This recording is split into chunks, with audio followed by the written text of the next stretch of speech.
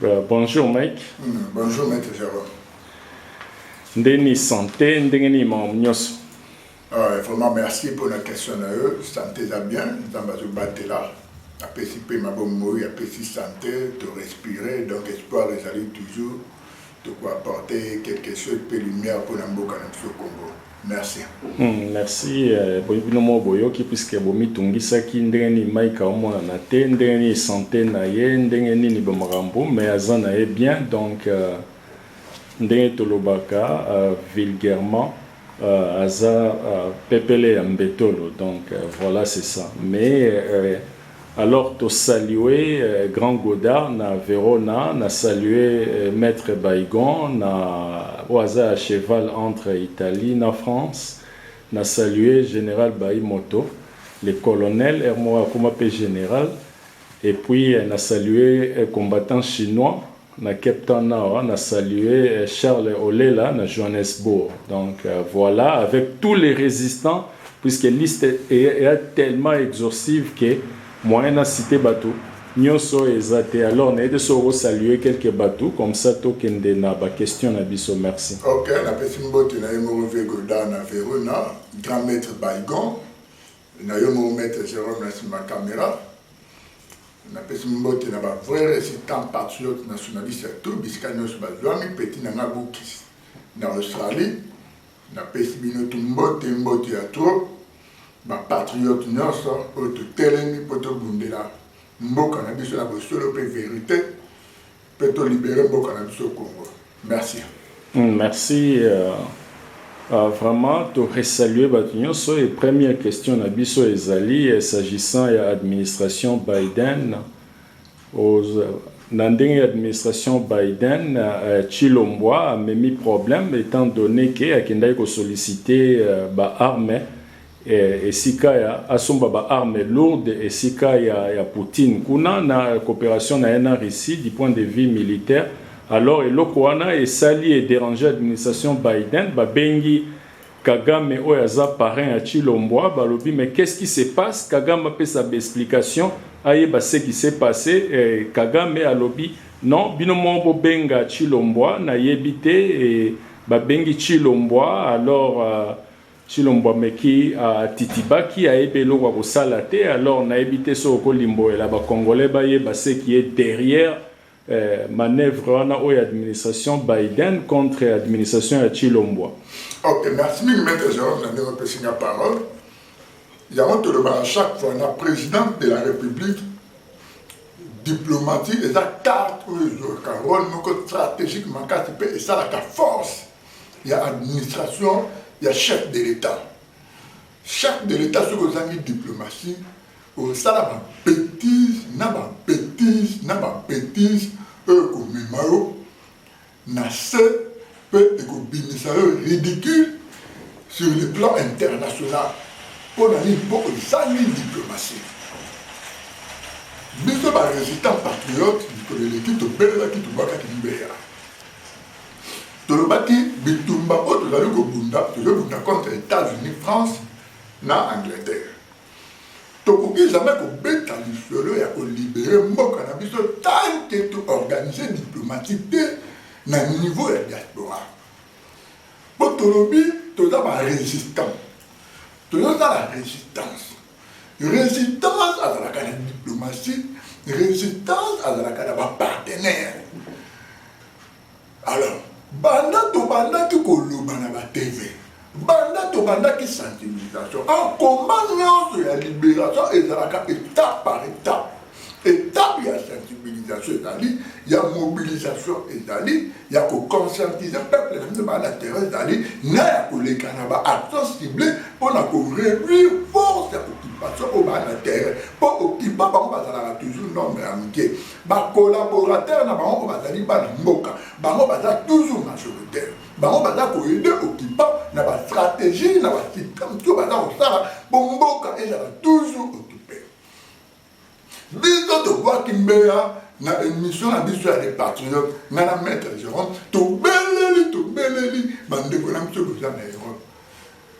Voilà biso ekei et yo kisami na matoi ya batu ya Chilombo. Batu ya Chilombo ba ke ba pression na Chilombo balobi ndenge ezali wana mbangu yo fo bengisa omoni manque ya diplomatie bavandi te baanalyse baluka basala lolenge nini d'abord batali nano te pouvoir ya Tshilombo esimbami na nani ata Tshilombo esika wana karte nini Tshilombo abetaka lere afandaka esika wana bango bamoni yango te na précipitation nyonso bake bayebisi Tshilombo abengi ambassadeur ya Poutine ambassadeur ya Poutine aye na visite na résidence présidentielle ya Tshilombo babeti bamasolo bakare ase lokola aza na langage ya diplomatie te eloko naza kobeta toujours te mbala moko abwaki te non ndenge eza na toza na besoin ya Russie boyo to biso bopesa biso baarme lourd tout ça ntango ambassadeur ya Russie akei kokutana na Tshilombo déjà États-Unis d'Amérique oyo asala bacaméra na ye partout asieveraka bamouvement nyonso ambassadeur déjà ya États-Unis amonaki azwi déjà bainformation mpo ambassadeur ya États-Unis oyo azali na Congo Kinshasa c'est un agent de renseignement azala ancien pion ya CIA na Afrique mbala moko abengi Biden kuna na États-Unis alobi ndenge toza koloba boye démarche oyo Poutine atindaki représentant na ye na Afrique na minute oyo tozoloba awa ambassadeur ya Poutine aza na résidence ya Félix Tshilombo Biden ayebi ke mutu akondaka Congo kombo na ye Paul Kagame Biden abengi Paul Kagame alobi na Kagame kuna mutu na yo a recevoir ambassadeur ya Russie na résidence na ye po basolola basolo nini Paul Kagame alobi masolo oyo ozoyebisa ngai awa ngai nayebi yango te masolo wana soki eza ndenge nini nazongi nano nsima ava na continue masolo nazali kodevelope eloko nini esali bato ya Tshilombo na ndenge na bango batia pression na master na bango abengisa ambassadeur ya Russie po ntango Tshilombo a recevoir représentant ya Biden lere oyo kosala tournée africaine amemelaki ye message fort que 2023 yo ozokite pouvoir Tshilombo lere avandaki na bato na ye ayebisi bango na minute oyo deza nde tozoloba becarte se change 2023 nami na bino na ozala te bato na ye balaki agite batali déjà chance eloko pamba babeta libaku na zelo bazozwa bamillion na facilité bazosakana na dollar devant population aza pauvre ekatanaka mbala mobe balobi tetetete na minute Poutine aza fort Poutine azoyede bapeye ebele toluka nanu totia na mutu na biso po aconvoke na ambassadeur peut-être miracle koyosalanga epai ya Poutine de changer mpe bale awa na Congo na minute wana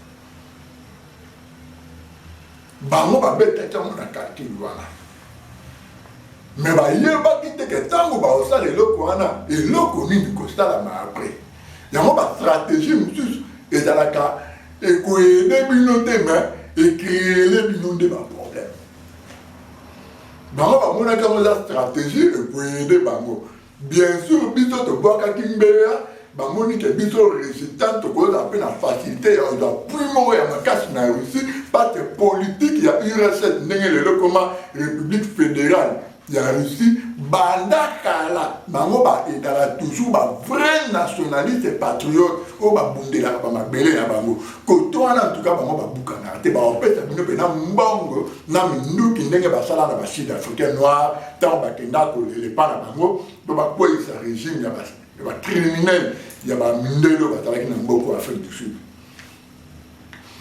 bango sikoyo bato ya Tshilombo bayebaki te ke eloko obino bosali na précipitation ambassadeur nyonso soki chef de l'état ya mboka na benga oyo ababoya te bakendaka toujours akei bakutana Tshilombo basololi azwi barapport ya makambo nyonso Tshilombo balobani na ye okenda kokomisa yango epa mokonzi na ngai nayebaki te nini baaméricain bakoloba après la compte ya ye na ambassadeur ya Russie donc basignale nazongi sikoyo na basolo ndenge bandai koleka basignale Paul Kagame Kagame alobi na Biden benga Tshilombo yomoko.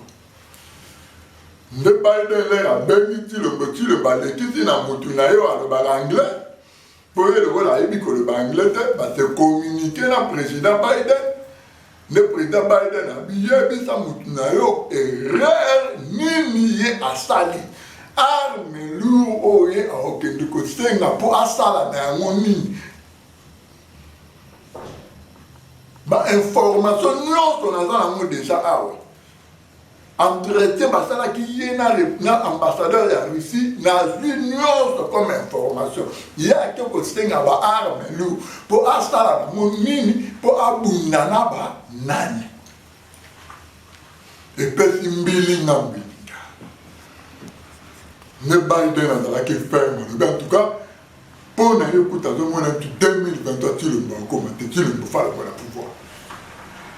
Tshilombo fala kwa pouvoir parce que comme mona Tshilombo n'a pas été en carte na ba. Au kostenga arme lourde pas Poutine. Poutine a besoin arme lourde pour abunda na banane. Voilà bon moi de question ba de connaître ba congolais le côté tarabino. Faire des années contrôler na armée rwandaise. Biden a mis tout le monde a Tshilombo. Yo stengi risque arme lourde. Pour abunda na nani. Tshilombo stenga ba risque arme lourde. Arme lourde wana pour abunda na mona banane. Motuna Biden a tout ya wana. Arme lourde pour abunda na banane. Tant de le baquet FARDC et ça armé à la Rwanda. Oh, FARDC baquet bako bunda na Kivu. Baquet ndara ko bunda te baquet de ko massacrer population à la village wana. FARDC bunda raté na Kivu. FARDC bunda raté tumbate. Ba officier militaire ya FARDC ba ça ba Rwandais. Chef d'état major ya armée à FARDC à la Rwandais. Donc, bande konangai, oyo botsaki makelele na ba réseaux sociaux. Tshilombo contacter Russie, tout ça. Na monaki ba taliba ba tombola ki mingongo Tshilombo to Poutine a botabi so maboko. Poutine a kotia maboko te parce que Poutine a évi politique très bien. Poutine a yebi nana za derrière Tshilombo. Poutine a yebi carte ba Américain ba zo beta na minute na mboka na Congo. Ako kota ngulu te na masolo ya Congo. Ako kitita ba arme lourde na ngulu te na Congo. Et là ko tenye liyo ye bande konanga ngo wana. Ko boza ko koma na ba réseaux sociaux. Poutine ako sali sa Tshilombo te na minute a sala ya ngote. Ba yebi banani ba o diriger Congo na minute Poutine a yebi. Ayebi mo très bien. Ayebi. Merci. Merci. C'est que Tshilombo et moi a mis piégé erreur stratégique. Mbalamo a créé les dégâts. Donc, Finae est commis menacé dans le sens que, à qui précipitamment, sans pour autant ça la banalise, et comme na niveau ya ba secrétaire na baza ba politicaire, yé mo pe politicaire, alors créer mbilinga, alors des abo Tshilombo mawatro. Donc à l'épée mingi, il faut quand même Mbappé, ça sert à rien pour les Congolais. Alors, deuxième question, Nabiso Ezali, s'agissant, il y a banlieue Merlin, où est en France, il paraîtrait qu'il va baptiser groupe scolaire Moroboye, Denis Mukwege. Alors, qu'est-ce qui est intention, qu'est-ce qui est caché derrière ça déjà, aux hommes qui sont déjà signe avant-coureur de l'orage. Donc, et là, comment ils ont se préparé derrière. Et là, alors, Nangaki, au limbo et là-bas, Congolais, ce qui est derrière ça et quelle est l'intention ils ont caché derrière ça. Merci. Merci, Maître Jérôme Namutuna. Congolais, l'endroit très bien. Nous avons tout le monde, sentiment, émotion. Esengeli oyiba ke mundele akolingaka jamais bolamu na yo mutu mwenu. Jamais, na le bis jamais. Mundele jamais kota le loko na ba sentiment pour la faveur na yo mutu mwenu. Tant qu'il a gagné quelque chose. Avant la kota na pesa réponse na mutu na Maître Jérôme auti kotuna sikoyo na nini na faire comprendre eloko congolaise. Denis Mukwege aza noir a travaillé na bamindele eza na intérêt moko te oyo mundele akoki kozwa kaka nkombo ya Denis Mukwege akoki kobaptize yango na groupe scolaire moko eza na banlieue na Paris Melun. Plutôt eza na sentiment moko te oyo mundele akoki kosalela yango kaka par sentiment, mais eza par intérêt. Mundele azwaka ntango ya kosala calcul na ye mpo afaire avancer processus na ye na suka epesa ye résultat moko positif. Ntango mundele asalaka calcul na ye yatalaka échec te, yatalaka réussite na eloko oyo alingi asala. Politique ya Congo, situation au Congo a traversé le long. Après chute ya Mobutu, Laurent Désiré Kabila a changé car tellement qui renseignement makasi na diplomatie babomi occupation et bandit. France avant la influence makasi na politique à Congo lelo. Batebele ba mususu bayebi me ba ignora ko ba kotaka na mozindo te ya ko luka pena ba ko tala ba recherche ya ba vraie information. Carte ya Mukwege ezobetama na minuto Belgique France. Politique ya Congo, États-Unis aza na nsima, Angleterre aza na nsima, babimisa France liboso. France abendaka sikoyo Belgique mpo bazala ndeti na collaboration. Bakarte mingi ebetama même na armée oyo ya Congo wana. Depuis l'époque de la Deuxième République, France a bandé ko beta ba carte belé. La preuve en est que assassinat général Maël, ba français ba benga que déjà ba été ko kende na kancha cité, ya ta quitté tu accueilli et on ba beta et massacre. Politique ya ba français na Congo. Ba français et ça ka Congo te na Afrique. Bazala ba militaire au bazala na ba collaboration na ba on moni ba beta na ba coup d'état facilement. Au moment dans l'armée, il y a 7 officiers militaires influents au Yabango. Bango, il y a chef de l'État, il faut 50 éléments pour former la France. Pour être efficace, pour l'armée efficace. Parmi les 50 éléments où il y a bango va pointer déjà la tête où il y a bango va la pion on a quatre gouvernement on a quatre armées na yo mukolo ba ligne le bout ba assassino ba dora élément moko na ba utiliser à bêter au coup de tokufi ya moni ba bêter ba coup de tête belé na Afrique facilement ba français et là ndenge mo na Congo na minute ba français ba o préparer Denis Mukwege na 2023. En même temps, Denis Mukwege a comme président en 2023 va préparer un coup d'État contre Tshilombo. Les Français vont préparer le pouvoir. Ndenge Kanamba le moins na pouvoir na calme. Bango ba linga Tshilombo le moins na pouvoir na coup. Les Français vont préparer le pouvoir. Mikolo le qui va makele de Salamake belé même au aner ni mo va créer qui est le coup d'État. Au coup d'État, raté, les mamans le couteau, François Béla, tout ça, non, c'est le oh, François Béla, ça la Félix coup d'État. Alors le coup d'État, scénario. Mais vrai coup d'État, c'est où les Français vont préparer. Bazu va baptiser groupe scolaire de Denis Mukwege. Bande Konanga, Moutoumouin Congolais, Bazala Congo, n'a pas baptisé. Oh, Sali et l'eau comme mon côté. On a intérêt à les Français. Au stade de l'eau, de mon côté, on a intérêt à les Européens. Dans la minute où on a mettre sur carte, il y a Congo, ça va sale boulot. Pour aider les gens originaires de Kivu. Pour aider les gens à la population Kivu, Pongi, balkanisation, pénètre dans l'offre. Et ça, la pénètre dans la pertinence, au déjà, tu le ça aider les gens. Congolais, côté là, on a était dans les réseaux sociaux. Combien a Denis Mukwege grand prêtre pour baptiser le groupe scolaire, moi qu'on a Melun, Denis Mukwege. Quand ça, les gens qui ont été congolais. Ce comme on dit, là, je me demande à ce qu'on il est derrière ça, ma cambe pelé à ma paix et au salama. Je ne sais pas le qu'on a dit sur les gens de Konanga Congolais. Ce comme on dit, il y a les bossons à Banda qui a très bien. Avant na pesta.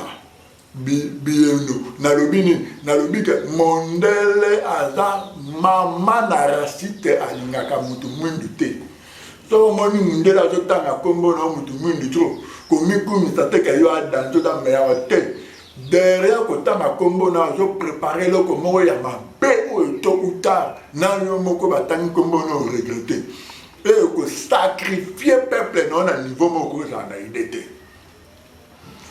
Denis Mukwege bazo préparé pour la 2023. Congolais ko ignorer en côté.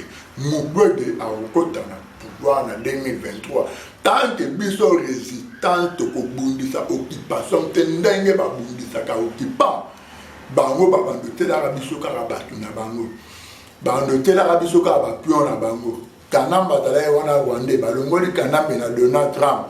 Tant par le monde à pouvoir, bah il va tirer sur le monde, bah je le monde la tire le monde, bah je t'en moukwege. Si bah le monde la moukwege, bah t'aimes tout occupation de continuer, bisous de continuer, car pour le barande tout, le barabou na ba vidéo, tout ça, na terrain tout ça la action mon côté, na terrain, tu as na ni milice.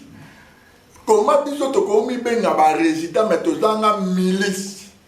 Tu n'as même pas de milice armée, na terrain, où tu as la bâton ciblée, tu as la bangote, mais tu as le baquet, tu as la combat.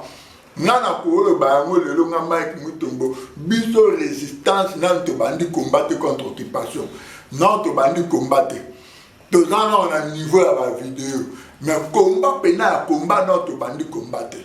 Non, te bandi combattre. Tu banda combat, nous collons s'organiser. Tu comme il y une milice armée dans le terrain. Tu as une milice sur le terrain, bien armé, bien entraîné. Bandi sont ciblés. Pour réduire l'impact de la force d'occupation dans le terrain. Moi, je suis bandi sur le combat. Mais il est là, non, tu bandi combattre. Merci. Merci, Mike Hassan a raison. Vraiment, non, tu bandi combattre. Puisque ça fait ce qui, depuis 2001, on va officialiser vraiment l'occupation. Kanamba comme il a pouvoir, après avoir revolverisé un musée. Et wana occupation et comme qui noir sur blanc, sans doute si bien que na milliers de Congolais, nous sommes douter, à un musée, à mais bateau bazalaki déjà ba aigle ba ebaki que voilà ba zubiso siko bien na au sommet à l'institution to komi na sujet rwandais donc voilà mais depuis 2001 wana tisiko to zana 2022 20 on peut to tendre vers fin to sala action ciblée to réduit force ya ba occupate loko moko pété et même ba collabo congolais il y a un monde qui va se multiplier le rôle de Mayebo puisque tout ça n'a rien. Donc jusque là combat et ça les maté tout ça na ba niveau ya ba net pour tout ça la salara ba message. Voilà c'est ça.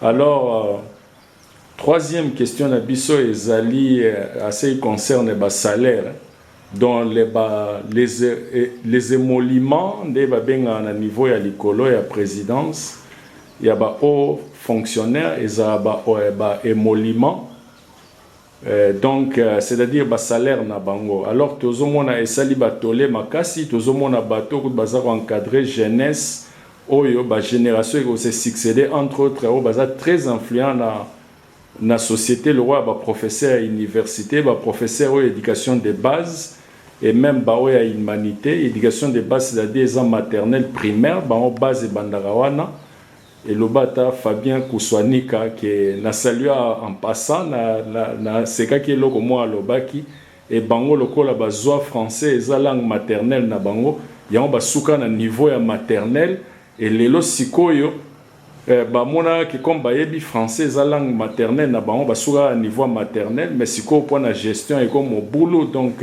moto ayebi ndenge nini aki ko administrer Congo te ndenge nini ba gérer le pays donc ça pose problème on les a par parenthèse soit dit entre parenthèses alors S'agissant, il y a ba question oyo, il y a ba salaire et zo sala tolé makase sali ba broui, puisque le président de la République déjà, à niveau naé, a soit 2 millions de dollars par mois aux aux fonctionnaires locaux, la premier ministre, il pas soit 300 000, aux 300 000 dollars par mois, aux président, il y a chambre basse, à soit 300 000 dollars, aux président, il y a chambre haute, au Sénat, il y a 300 000. Oui, aux sénateurs, il y a 50 000 dollars par mois. Et puis, il y a parlementaires, il y a chambre basse, il y a 21 000 dollars. Mais ce qui est le service oyo et kengela pays pour garantir indépendance, nabiso, souveraineté, nabiso. Ezali service oyo ya ba militaire ba police ba DGM ba service ba renseignement nyoso ba salaire côté pour les gens mobulu mo ezalaka impayé moi li kukuma ezo salema alors na yebité Mike ndengeni no ki ko justifier et lokoyo pour que ba congolais ba comprendre yo bien vraiment société za renversé na niveau mobo ya sakanate. Alors, aux la parole. Merci, M. Jérôme, dans notre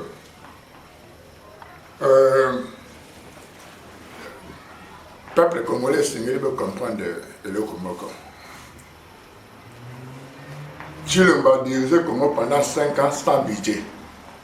Congo est dans le budget moroté. Tu évites chaque département, le ministre, il va jouer à combien? Il va t'emmener à Samboka.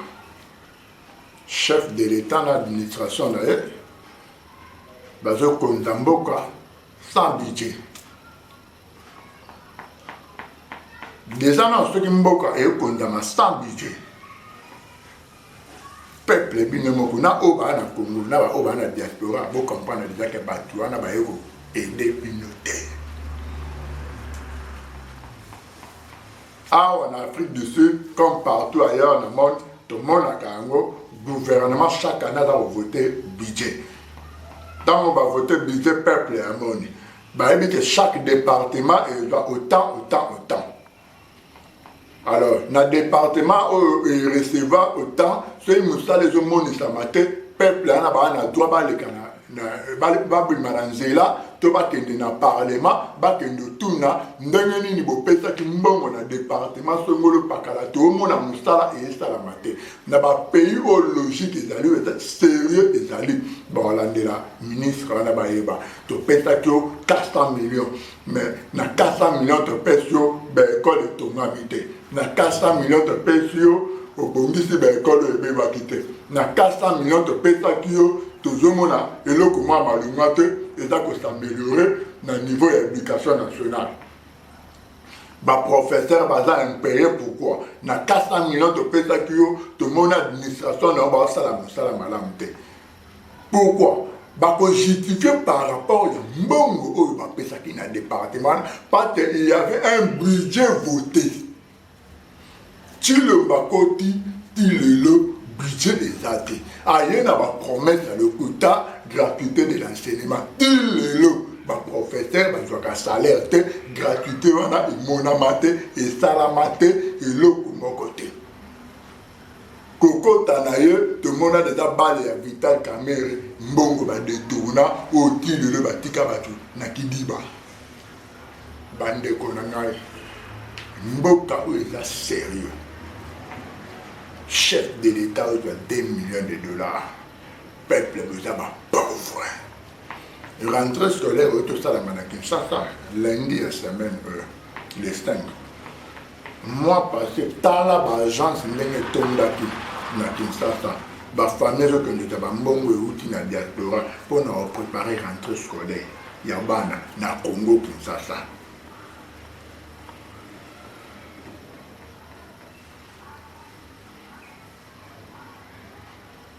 Mais chef de l'État a 2 millions de dollars. Bande Konanga 2 millions de dollars par mois. Député 21 000 dollars. Militaire va foutre 100 000 francs congolais.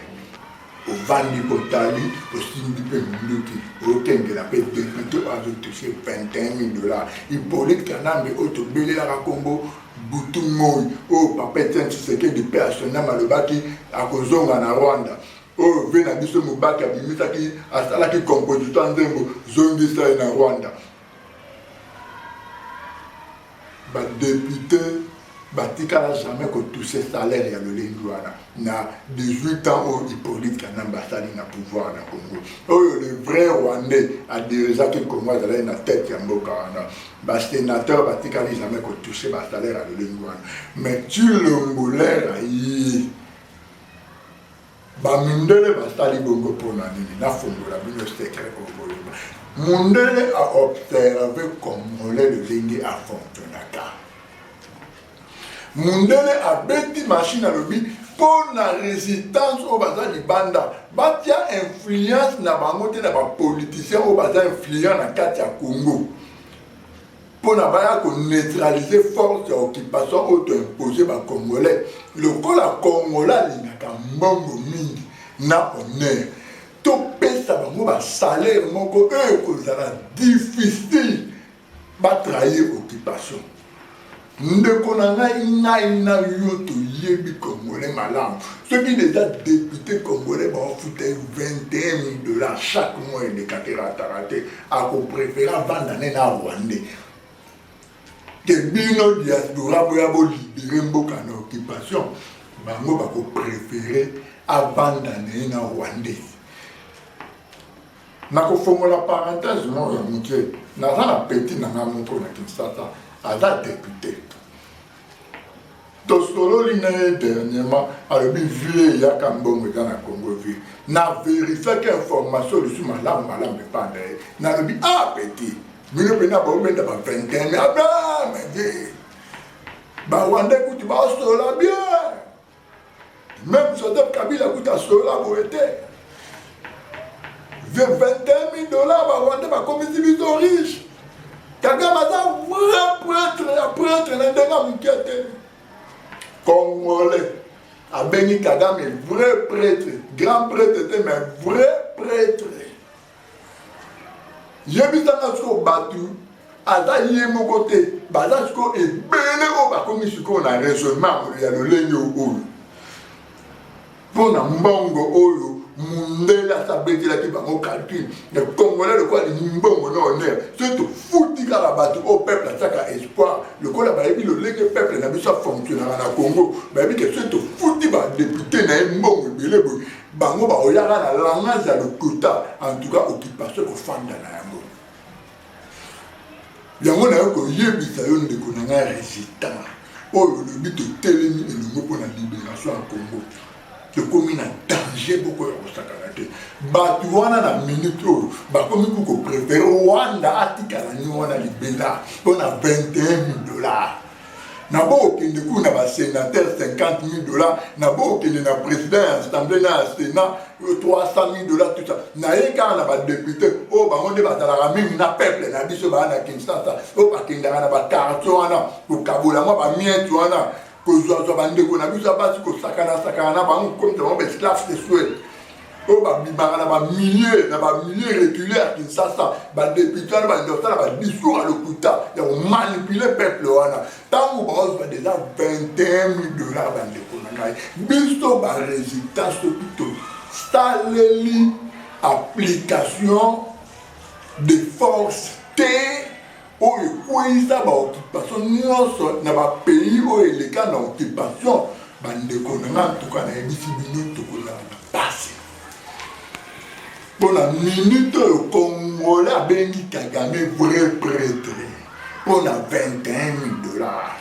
yokanisi moto ya lolenge wana yo okonsantise oloba na yeke aide boyo kota obenga na Rwandais ye a perdre de salaire wana 21 000 $, mon frère na lolenge Congolais fonctionnaka na égoïsme Congolais azalaka nango na motema mabe Congolais azalaka nango Congolais ba 21 000 $. bandeko na yo militaire baofuta 100 000 francs 45 $, okende okengela moto aoza 21 000 $.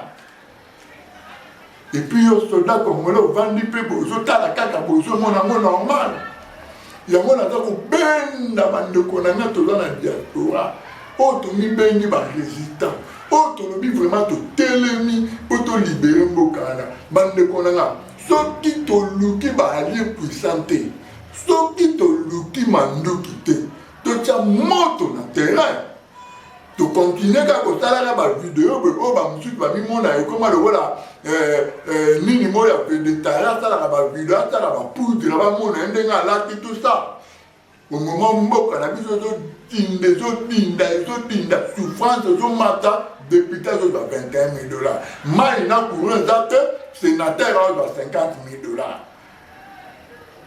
armée azokende bunda na front. Moi, si le président au mobile a $2 millions par mois, à aussi un petit peuple pauvre à la cotisation pour aider l'armée que nous avons dans la force. Ah, ben, on a armée congolaise, c'est ça un budget. Militaire, que nous avons dans la force pour défendre le territoire, nous avons un côté soi-disant que Congolais.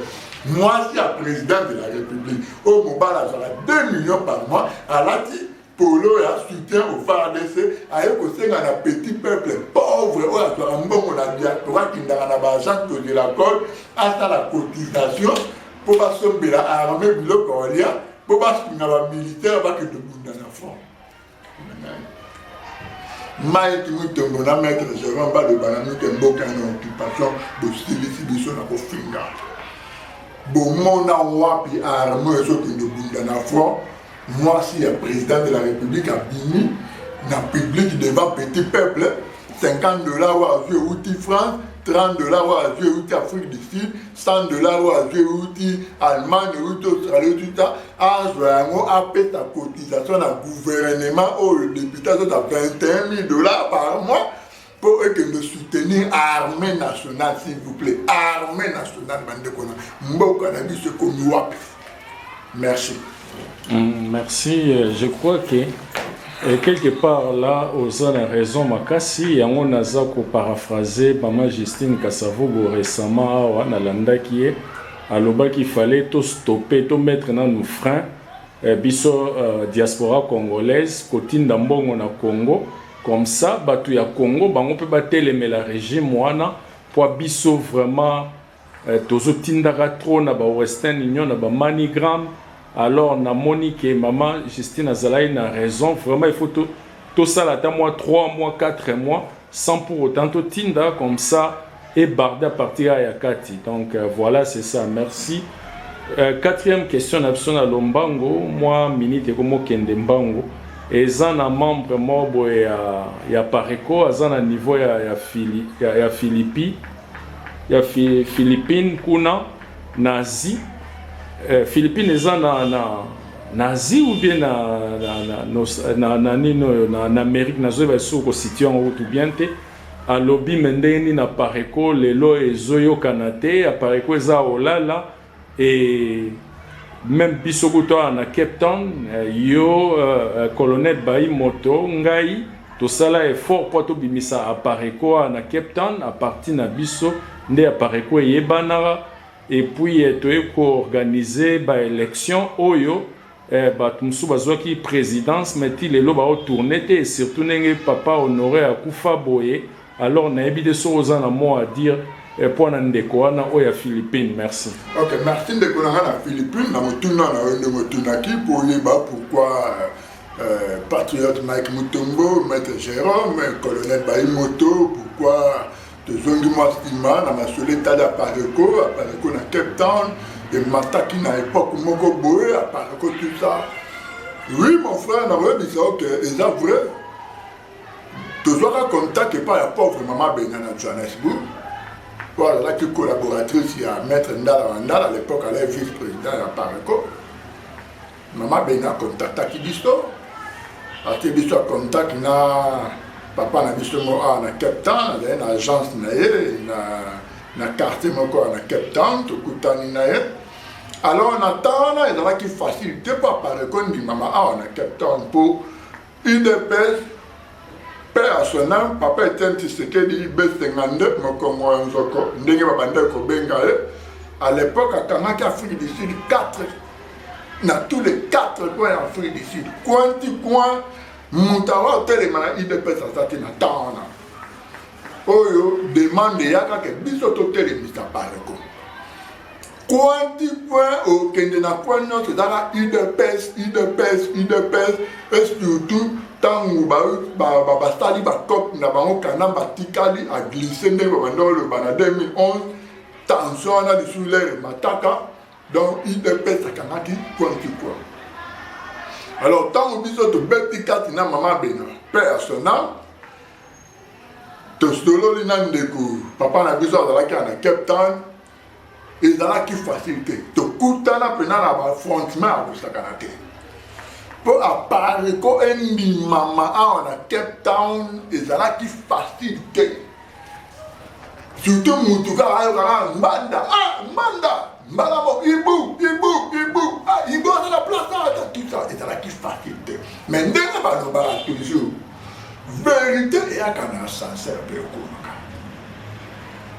biso tozonga esima te ba insulte ba baloba o ba kokoloba mais tellement tozalaki déterminé to yokaki papa honoré banda tomonaki vérité za kotwala yango nga Mike Mutombo maître Jérôme na colonel bayi moto totiaki molende na bamédia totie vérité liboso ya lolemo na biso malembe ascenseur eza komata na vérité ezomata na escalier lokuta ya IDPS emataki na ascenseur ezwaka des ampleur na Afrique du Sud oyo vérité ya parikola ezomata na escalier eza komata nde bato nyonso bayaki kondima vérité ya pariko nde balobi en tout cas apariko mpenza aza nde na vérité mouvement oyo esengeli tolanda mpo tomona clair mpe toyede mboka na biso Congo eza apariko mais lere apariko esalami pauvre mama bena oyo aza na Johannesburg mama aproposaki ngai mama bena oyo atika biso azalaka résident na Johannesburg en Afrique du Sud aproposa nga na comme président nga na boyaki yango mpo nga na bamouvement nyonso se na sadere nalingaka beaucoup plus mouvement na ebénéficie na mutu na ngai na baidée nalingaka baposte wana to président oyo nga nalingaka babiloko wana te nalingaka yango te ya proposa ye nganga na boyaki yango nalobi eza na bato ebele baza compétent na Cape Town oyo bakozwa baposte wana président urbain ya pariko na ville province ya Cape Town nde bakopona ndeko na biso nde akozwa masolo tobandi baréunion tobandi koévolue kaka juste après accident ntango baagent ya renseignement ya aner baye awa basali baaventure na bango bazoluka bamoyen nini badestabilize tellement vérité ya Mike Mutombo na émission ya les patriotes na maître Jérôme Okito ekomaki tellement koderange bato na niveau moko ya kosakana te bato wana basantaki balobi non niveau bato bazobimisa vérité ekomi trop dangereux Mike Mutombo azwi baattaque spirituelle ya kosakana te na niveau moko ya moke te yango naloba yango chaque fois ntango tolekaka tosalaka bavideo boye bato bakanisaka eyali aventure toza eloko moko ya blague tolekaka toloba mpo toyeba na YouTube bato bamona biso tozwaka baattaque ya kosakana te tozwaka baattaque surtout soko oza moto olobaka vérité mpo vérité dérangeaka toujours ténèbre mpo ténèbre fonctionnaka na mensonge le tout temps période wana tellement totaka moto apariko ndimami na Cape Town apariko etombwami bameeting apariko bandi baconférence apariko alors nazwaka baattaque spirituelle ya kosakana te ti yakomema basida bayo tuta ngai lokolo bukandi na koti hôpital kobimanaka na hôpital nde nakomona sikoyo indifférence ekomi bandeko mosusu basaderai na pareko oui c'est bien mouvement il faut que là mais belé bayaki wana bayebaki te banani bazalaki bafondation ya makasi efficace mpo apareko ndimama na mabele ya UDPS mpo Cape Town ezalaki mabele ya UDPS apareko ndimama na bakoin mosusu mpe ya Cape Town bato mpe batelemi groupe bazobeta mpe lisolo ya apareko na honore banda yali na sacrifice ya makasi oyo esalamaki ndeko nanga na Philippine oyo toni motuna oyo mais jalousie ekotaki bakomi na mwa baétat d'esprit moko boye baignorance ekoti babosani bato basala sacrifice pour apprendre quoi mata bakomo sala salaka ndeti nde na ki ko décider na bibo biso to kota ki apprendre ko pour soutenir idéologie na vision ya papa Honoré Mbanda. Alors le coup la papa za de soutenir bato pe balaki babizale na bango na ba comportement na bango mo boye. C'est mieux là se retirer na ngana sala lutte na ngandenge na banda mo depuis Congo parce que bato monsieur ba yo banda ba lutte kaka na Afrique du Sud. Dans la période de la technologie, dans la vidéo, dans le baba mona, mais biso to banda ba lutte depuis ba Congo. To banda déjà ba lutte kuna. Na déjà fighter, na ta activité déjà na yebani déjà na niveau ya Congo. Yango na se retira ki na parle ko en Cape Town, na se retira na bon na continuer lutte na ngana soutenir toujours vérité ya papa H. De continuer lutte, de faire toujours une idée efficace pour te faire sa solution. Na mboka na tio comme dans l'occupation. Je crois que nous avons dans la Philippines, tout na expliqué au clair, n'ayez ma camarade merci. Merci, Limbolé est bien à comprendre l'explication. Donc, il y a un monde na vie et un initiateur, ceux qui va bandi et loko ba tiango maboko et qui ndaka de l'avant. Alors moi na catégorisation ya bateau et ça na ba type bateau ba créer un système bateau baza ko renforcer système na bateau baza ko bénéficier ya système na ba système nyonso za la ndenge na bota la même na présidence oya bango ya Congo et ça na bateau bazo créer ou ba créer qui système wana bateau bazo renforcer yango na ba bénéficier ye point na era bénéficier na système azan la société sur kufa. Donc, c'est comme ça et tout se retrouver exactement dans ma pareco. Alors, dernière question, Nabiso et Zali, s'agissant, il y a solution. Déjà, au sopesi ba solution, mais tu zui yango, tu bimisi yango loko la question précise, dans le sens que pour la solution, il y a libération, il y a Congo. Oza ko beta cete, oza ko marteler, mais ça, le roi ba Congolais va comprendre, heureusement. Si l'on voit pour garder pouvoir na bango et l'engia biftek, ben aucun de précipitamment mais ce Poutine, mais bien au contraire, to beta c'était ba former ba délégation ba gende comment na Poutine pour la solution ya libérer Congo. Merci.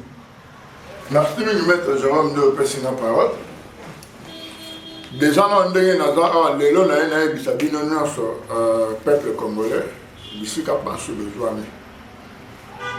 Je crois même que nous mettre Jérôme vidéo, on a une vidéo à Souka. On a mettre Jérôme tout ça là. Pourquoi pas que tu comprennes que la stratégie à combat et à occupation, tant la vidéo est à la limite. C'est-à-dire vidéo de l'écart le bas pour nous conscientiser, sensibiliser, mobiliser.